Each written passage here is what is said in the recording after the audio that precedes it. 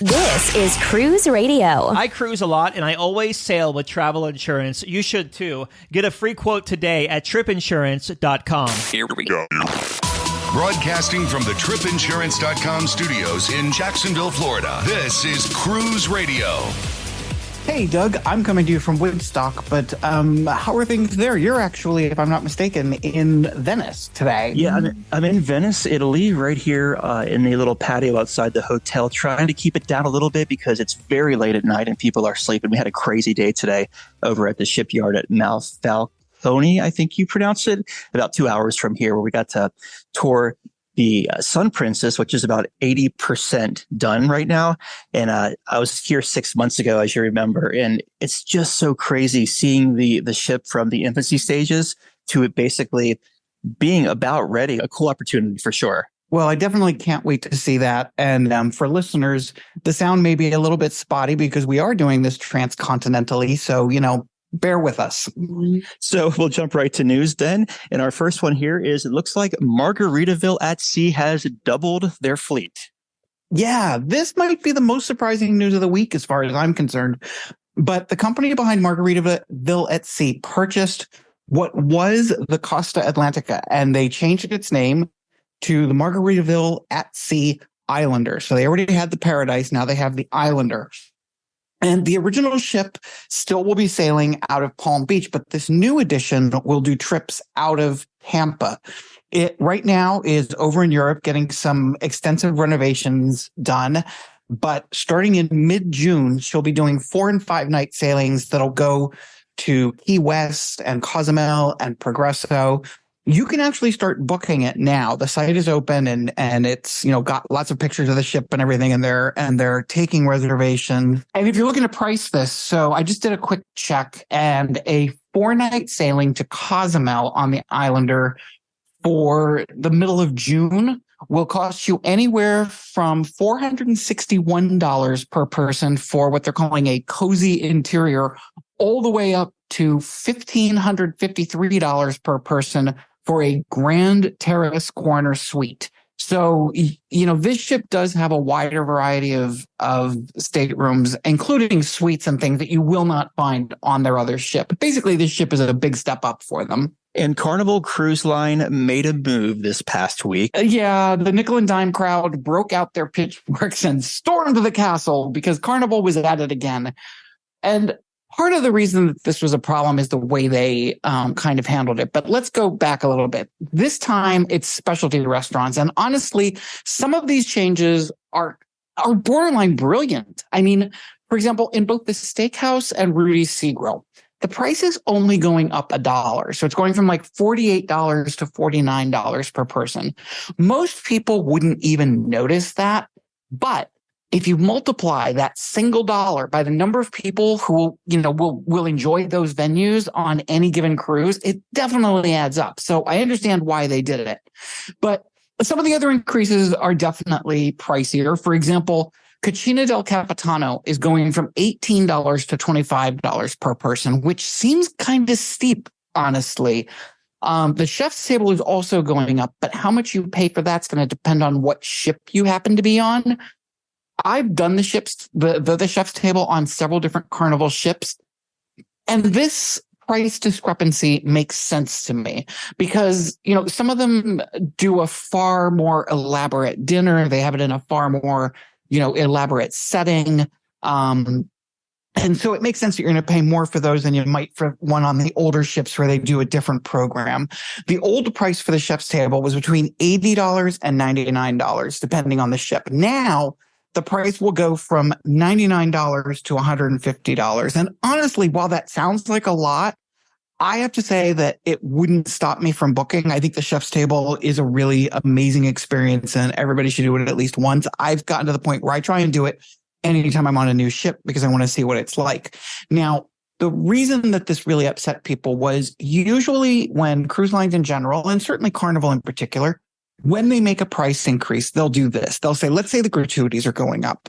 They will make an announcement saying, hey, the gratuities are going up by $1.50 a person. It'll be starting on January, whatever. But if you book it now, you can lock your prices in. They did not do that in this case. They just basically raised the prices and then, kind of let word get out that, whoops, the prices went up. So, I mean, I think that's one of the reasons that people were so upset. Honestly, I think if they had handled it a little bit differently, if they'd been very upfront and been like, listen, we're raising the price $1 for the steakhouse. It's not that much. It's not a big deal. Yes, some people would still be upset, but not as many as are upset by the fact that they tried to do it slyly. I think that's kind of where the problem comes in. There's a balance too, right? Because I mean, yeah, you should probably have respect for your customer who's been loyal to you for so long to at least give them the courtesy to do what you just said, to pre-purchase and lock it in.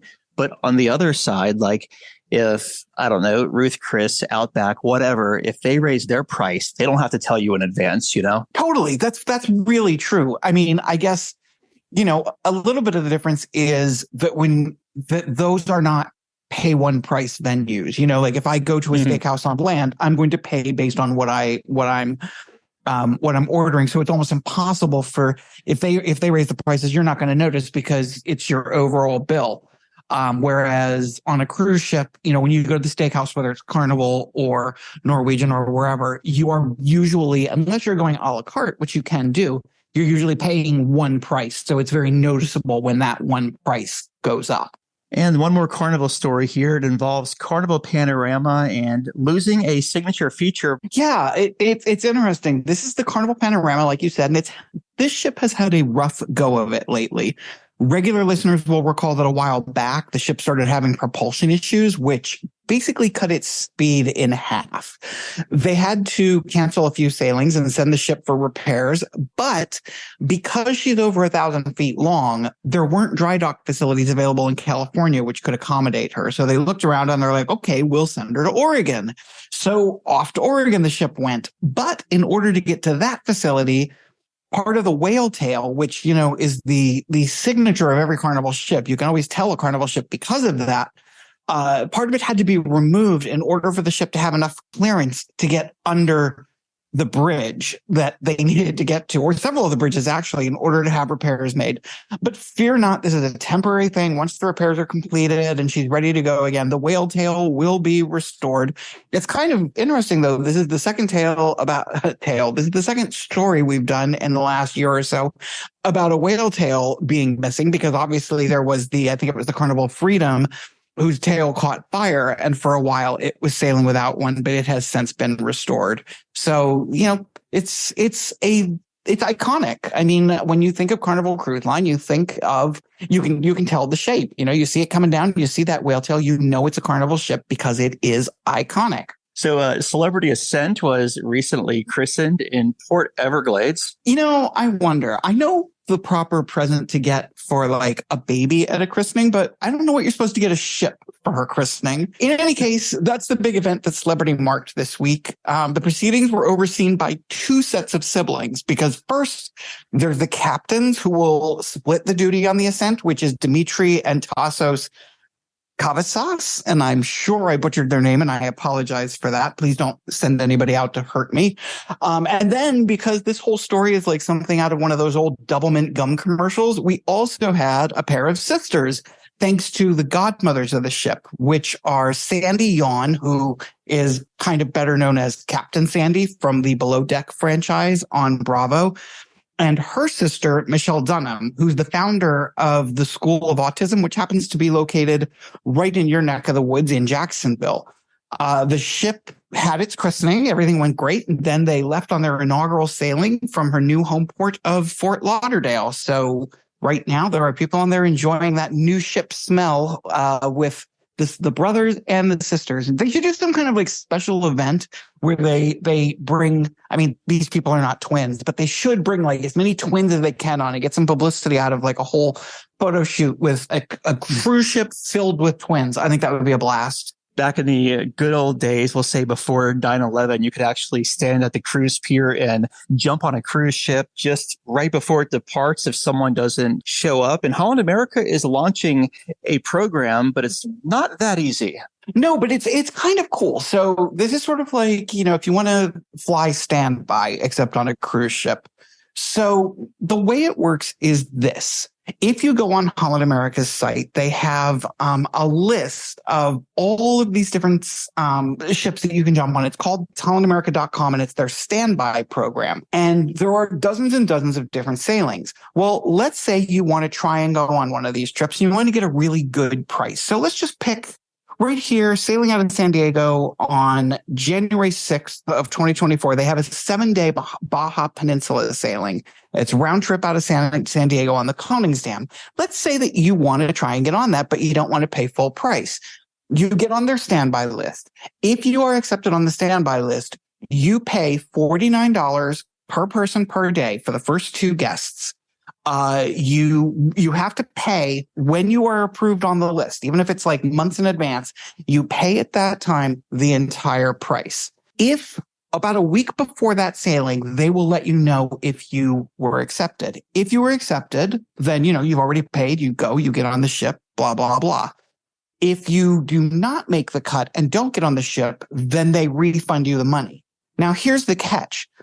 If you sign up to go stand by on the ship and you pay your $49 per day per person and you have to pay for the whole week, if you wind up for some reason not being able to go, you forfeit that money. It's a gone pecan, but it's kind of a good deal.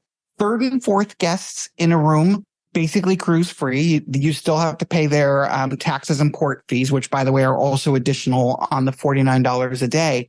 If you happen, let's say you live in San Diego, you could put yourself on several of these standby trips. And as long as you're able to go on a moment's notice, they call you and they say, hey, you made the cut for $49 a day. That's a great deal. And speaking of cruise lines, we're going to wrap it up here with what am I saying? Speaking of cruise lines, for that's what the whole damn show is about: cruise ships and cruise lines. I don't even know why I said that, but we're going to keep rolling with it. Yeah, Royal Caribbean's new one has a home port now and is on sale. But what are those prices like? That's a good question, Doug. So we're talking about the Star of the Seas. So they just rolled out Icon of the Seas, which is getting a lot of buzz, especially the Aquadome at the front and all that. I'm really kind of interested to learn more about that. I don't know if I have any interest in sailing on this ship. It's awfully big and hold a lot of people, as we've been talking about for weeks now. Anyway, her sister ship is Star of the Seas, and her inaugural sailing will be on August 24th from her home port, which is going to be Port Canaveral. Pricing wise, so just so you know, the inaugural has not yet sold out. If you would like to, at least as of when we recorded this, you can, go and jump on the ship. But here's what it's going to cost you. An inside room will set you back $2,200 per person, and you can go all the way up to $6,000 per person. So if you've got a little extra money and you're thinking, in August of 2025, I want to go on a cruise, maybe this is the thing you should look at. Head to the site and check it out. Very good. Well, we'll wrap it there. And hopefully next time we talk, I'll be back with, I won't say in the studio, but hopefully back with a better connection at least. Hey, you know what? People suffered through it because they love us. Thanks, man. Anytime. Just back from a cruise? Let's talk about it. Email Doug at cruiseradio.net. A big question we get at Cruise Radio is, how do I know if I need trip insurance? Simple answer. If you're getting on a plane, taking a road trip, or getting on a cruise ship, you need to have travel insurance. Hey, it's Doug Parker from my friends at tripinsurance.com. Not only does tripinsurance.com protect your vacation investment, but it also gives you peace of mind in case anything were to go wrong on your trip. How do they do it? They offer 3 different types of trip insurance policies. Good, better, and best. One policy for every vacation budget. But it doesn't just stop there. They're up to 40% lower when you shop around on other comparison sites. Plus, tripinsurance.com offers 24-hour customer support before, during, and after your trip, online claims assistance, and travel alerts to let you know what's going on at your destination. But find out for yourself. Check out tripinsurance.com. Kevin and his family just returned from a 6-night Thanksgiving cruise aboard Royal Caribbean's Adventure of the Seas, and Kevin joins us on the line to talk all about it. How you doing, my friend? Doing great, Doug. How about you? Good. Welcome to Florida, too. You made that big move from the Northwest. Yeah, very exciting. We're happy to be down in the Sunshine State and also a lot closer to the cruise ship. A lot closer and a lot warmer. Exactly.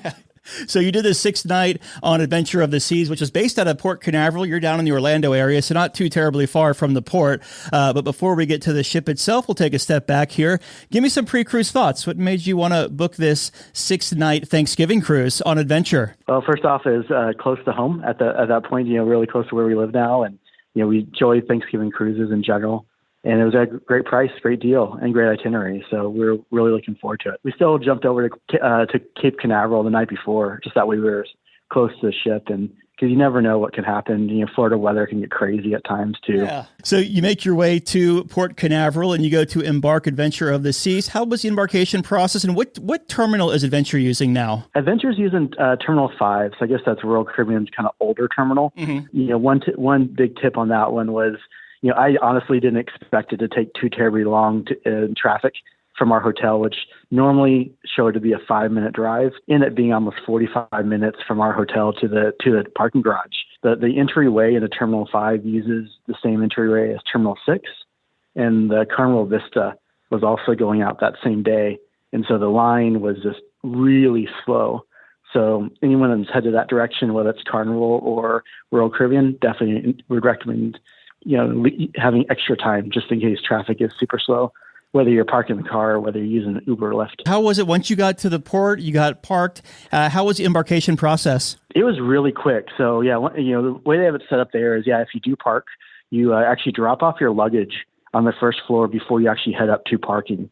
So they kind of have it, they require you to kind of go that zigzag route. But once we got up to our parking spot to the ship, honestly, no more than 15, 20 minutes at most. I mean, there was really no lines at all.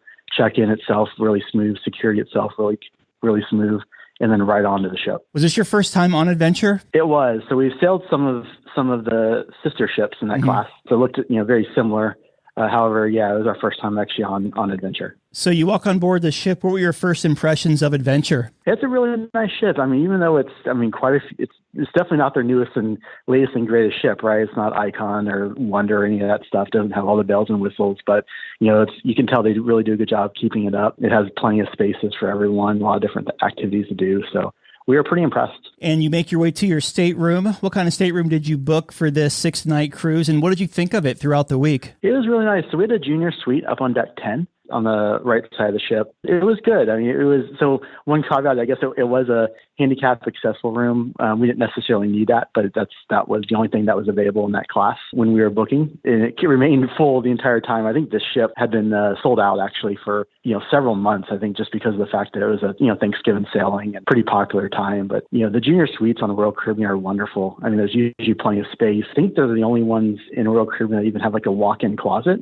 which is very helpful when you're traveling as a family, so plenty of storage space. I think the only thing that was probably disappointing was it didn't have the, like USB ports or any of that kind of stuff. You essentially had 2 American plugs, 1 European plug, and that was it, and nothing by the bed or anything like that. And like I said, I don't know if that's because of also being kind of handicap accessible, so some of the stuff was taken away. It was still doable. We had a great time, and end of the week we were pretty much like, we would do the same stateroom again if we wanted to. As far as your location, you mentioned you were on 10. Was there any kind of noise, whether like the sides of you near any service closets or anything above or below you that was kind of noisy throughout your sailing? I would say moderately noisy because we were on deck 10. Right above us was the solarium area. So you did hear some chairs screeching a little bit. Mm-hmm. Also, that particular room was just off of the hallway into the elevator banks. So you heard a little bit of noise as people would come back late at night. But in the long run, it wasn't unbearable. It was reasonable and manageable. Let's talk about the dining on this 6-night cruise, and we'll start up at the buffet area, the Windjammer Cafe. How was your experience up there through your voyage? It was really good. We ate there several times, breakfast and lunch. And there's always, great options. The lines to get food themselves weren't that bad.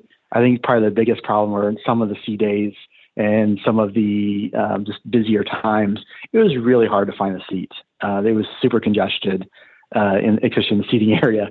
They did make several announcements kind of, throughout the time that we were in there, basically saying, hey, if you can't find a seat, please let one of the, waiters know or one of the, head servers know, that way they could hopefully help you find a chair. which we did have to take advantage of once because we kept circling around, not finding anything. And luckily they helped us find something. So, but overall we had a good experience up there. And how about the main dining room? What time dining did you have, and how was your experience? We had early dining. So on Royal Caribbean, that's 5:30 at 5:30 p.m. I think it's 5:30 and 8 are the two selections that you could choose, or obviously my time or anytime dining. So we chose 5:30 just because we were traveling with our son, who's 3 years old. And so where 8 o'clock would be a little too late for him. But 5:30 was good. Our wait staff was pretty good. I mean, I would say they weren't excellent, but they weren't horrible, so they took good care of our special needs, I guess, as far as making sure the little guy had, milk and, food in front of him, because keeping those items in front of them kind of makes the dinner experience pretty good. How was it? You mentioned this was a Thanksgiving cruise. So how was it? Like, was there a big extravagant feast served in the main dining room? I know some ships only do it at the buffet area. Like, how was it on Adventure? So on Thanksgiving Day itself, they did have a special Thanksgiving menu. So, Royal Caribbean, I think, switched over to like their theme nights for each of the evening services. But on Thanksgiving night, they did have a special menu, had turkey and all that fun stuff. The normal fare. I guess the only thing that was a little bit different is they had what they called pumpkin pie, which was more like pumpkin cheesecake, I think, more than anything. We actually read the description, but besides that, it was good. So we had a good meal on Thanksgiving. Okay. Any specialty restaurants? We did not do any specialty restaurants. It was definitely tempting, but with the little one, it would probably been more harm than good. So right, I hear we you. mostly stuck to the main dining room and the buffet. Gotcha. Any venues that I'm missing, maybe that you like a grab and go type place, or I'm not familiar. Like, did these older ships have Sorrentos on them, and such? They don't specifically have Sorrentos, but it's all baked into Cafe Promenade on this particular ship. And so we did stop by Cafe Promenade, grab some slices of pizza, which were really good on the sailing. Also, they have basically like Starbucks coffee there. Can't if they actually called it Starbucks or not, but it was they at least had Starbucks-like drinks at the Cafe Promenade, and they were really, really good. But that's also where they have like Ben and Jerry's and everything right there on the promenade on deck 5. Very good. How was the entertainment on this 6-night cruise? Entertainment was really good. So we made it to a couple of the stage productions, with our son even, and he really enjoyed it. There were a couple of dancing and song singing performances. He was a comedian one night and everything. So they had I think the singer that I think is popular amongst several of the cruise lines. I think his name is Daryl Williams, I think it's Daryl Williams. He was on there. Really great singer. Like I said, I feel like if a 3-year-old was entertained, then they were doing a real good job, and that was the case. So, right. We really enjoyed the entertainment. And then throughout the ship, they usually have obviously music by the pool. They have a live band there and other things throughout the ship, and those were also really, really fun to stop and listen to every once in a while. As far as sea days, how was it as with crowds and congestion? Because you were on a Thanksgiving cruise, which has a lot of families, including yours. So could you tell it was a very busy ship with a lot of little ones? You could. There were definitely, like you said, a lot of families on board, and around the pool, it looked like there were definitely a lot of people. The usual cruise chair hogs. My wife at one point even went out and with my son for breakfast early one morning, and she's like, "Man, there's already people putting towels on the chairs at 8 a.m. And so forth." So you definitely saw that on this one. A lot of the congestion was around the pool area and around the buffet in particular. I know you have a little one on board with you, but did you go through the casino at all? And did you notice the smoke situation in there? We didn't go directly by it. I'll say that we were fairly close to it just because, which deck our dining room was on, and also, to get to the show theater and so forth. It didn't seem like the smoke was too terribly bad, but I'll say we did not get a chance to actually walk through the casino. So let's talk about the ports of call on this 6-night sailing. So give us the first port, give us a highlight, then move to the second one. So the first port was in Nassau, Bahamas. We actually had originally booked the Blue Lagoon excursion, but unfortunately they had an incident and had to cancel that last minute, which did cause us a little bit of a heartburn because we had to quickly scramble to find something else. But luckily we were able to find the Nassau Beach Break and Sightseeing excursion, and so which probably was very close to the Blue Lagoon experience in some way. It was good. The chairs, I'll say that the chairs weren't the most comfortable that they offered on the beach, but overall the beach experience was nice.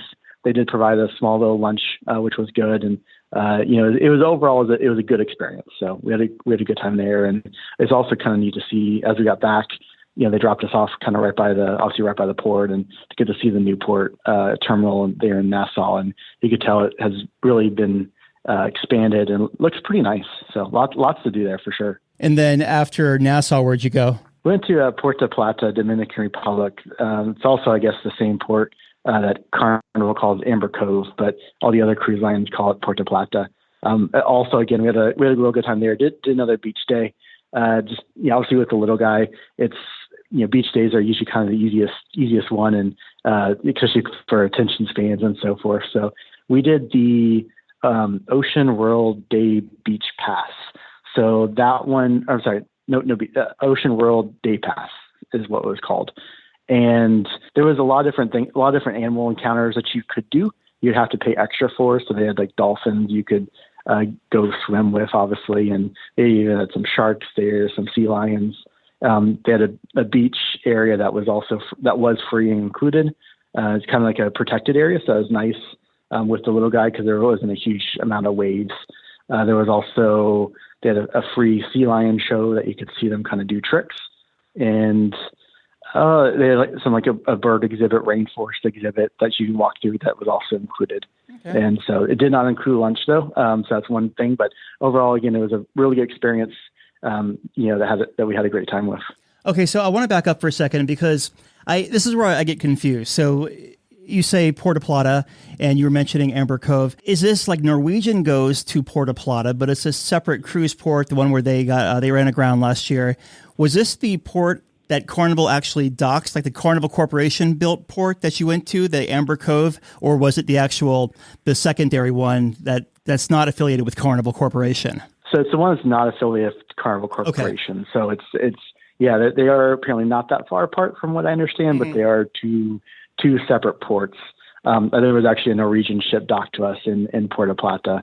Can't remember which one it was at the moment, but there was one docked next to us. So, gotcha. But it has a lot of similar amenities because we went to Amber Cove last year on Mardi Gras, and this one also has like a lazy river that you could go on. There was a pool, and I think a lot of those same amenities that Amber Cove has as well. So the Dominican Republic has a nice port area that you honestly could probably stay there and have a very nice day. Yeah. And not have to actually do anything. And what was the last port of call? So the last port of call was Labadee, Haiti, which is one of Royal Caribbean's private islands. So it's definitely not the perfect day for sure. I mean, it's kind of still the old school. It's bare bones basic in some aspects, but we still had a great time. Just kind of grabbed a beach chair on one of the beaches, not the first one, but another one that was a little bit down the road, down the walkway. And it was also protected, so there wasn't as much wave action, which was good for families. There was quite a bit of seaweed in the water, so that's one thing to kind of keep in mind. And also the food selections that are on there, the free buffets at least are very basic. It's definitely not, again, like I said, it doesn't have all the selections that Perfect Day has for sure, but still a good beach day, and it's a free beach day too, right? Because you don't have to spend a dime if you don't want to. It's crazy, right? Because like before Coco Cay at Perfect Day was developed, like Labadee was the place to go because you had a pier there, you had the Dragonflight zip line, you had all this stuff. Yeah, no, it's still a nice place. I mean, we look forward to going back there someday as well. I mean, our cruises that we have booked next year, they do go to Perfect Day, not Labadee, but hey, I think it's still exciting itinerary. And I think going to the private islands in general, it's a big plus in some aspects. So big plus for the cruise lines too, making them that money. Yeah, that too. Yeah.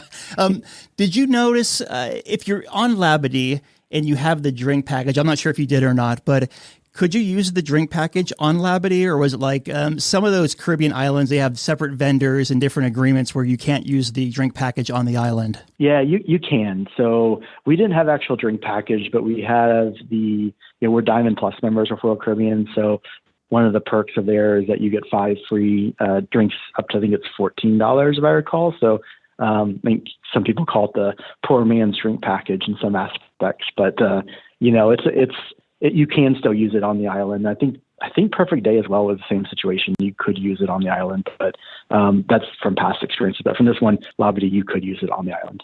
Gotcha. Okay. Very good. You make your way back to Port Canaveral. How was it as far as debarkation? It was really good. So, because we were driving home and, that was really awesome to be able to do, we kind of waited till the last minute to get off the ship. So we didn't encounter the rush of it all. But, from the time we left, the Cafe Promenade in Deck 5 to the time we were at the car was no more than 20 minutes as well. And I feel like we pretty much just kept on walking. I mean, between getting off the ship, getting our luggage, they use facial recognition there. So there was no lines for that at all, and so I think the only line we waited in was the line to go up the elevator in the parking garage, and so that was super easy and super wonderful. And, we were excited to be able to essentially be from ship to home in less than an hour, which was pretty awesome. Instead of 3,000 miles or whatever it was from where you used to live, right in the Northwest? No, for sure. I was telling my wife, I said, as we were sitting on our couch in our house, I said, what's awesome is knowing that we're home. And at this time, usually we'd be sitting at the airport and it was still like a whole day of travel to go. Yeah. And so it was a wonderful feeling, and excited to be in Florida. It was definitely one of the big perks. Any first-time tips to offer someone sailing Adventure of the Seas? I think just make sure you manage your expectations. I mean, often you see the ads for Royal Caribbean, you see all the, the zip lines and things like that. And, the Adventure of the Seas doesn't have all those extra features. However, it has a lot of wonderful features. I mean, it has a flow rider, has the rock climbing wall, has a wonderful pool, great solarium area, friendly staff, great entertainment. So definitely don't discount it in any means. I mean, if you find a great deal on this ship, definitely take advantage of it. Looking back, what was the biggest highlight of this cruise? I'd say just, it was a really great itinerary and spending that as a family. Going to Dominican Republic, Nassau, and, Labadee over Thanksgiving, really, really enjoy that time. I mean, just great family time, disconnecting and enjoying the warm tropical weather of the Caribbean. And in closing here, your final thoughts of Adventure of the Seas. Definitely take it. If you're looking at it and, on the fence, strongly recommend it. It's a great ship, great crew. You should strongly consider it when considering Royal Caribbean ships or any other ships out there. Very good. We've been talking with Kevin about his 6-night Thanksgiving cruise aboard Adventure of the Seas. Kevin, once again, welcome to Florida. And thank you so much for coming on, and look forward to talking to you again, buddy. Sounds good. Thanks, Doug. Have a great rest of your day. All right, Dougie, let's see what we got for you, buddy. Cruise Radio is produced at the TripInsurance.com studios in Jacksonville, Florida. Get cruise news, ship reviews, and money-saving tips every Thursday on Cruise Radio. If you've enjoyed this episode, please subscribe to the show. If you want to help spread the word, give Cruise Radio a 5-star review. Find Cruise Radio where you listen to your favorite podcast or online at cruiseradio.net. I'm your announcer,